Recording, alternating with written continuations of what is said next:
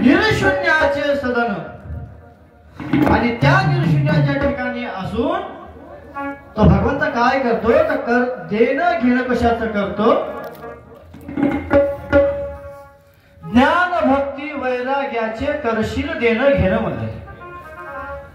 आता भगवंताला द्यायला ज्ञान भक्ती आणि वैराग्यच का भेटलं बरं दुसरं काही नव्हतं का द्यायला पण या गोष्टीने जीवाचा उद्धार होतो या गोष्टीने जीवाचं सार्थक होते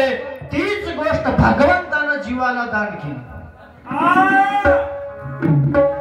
बाकी खूप काही गोष्टी भगवंताकडे होत्या पण या जीवाला तारून देण्यासाठी जे साधन या जीवाला लागते तेच साधन देण्याचं भगवंतानं देणं घेणं केलं म्हणून महाराज काय म्हणतात राहणे तुमचे ठिकाण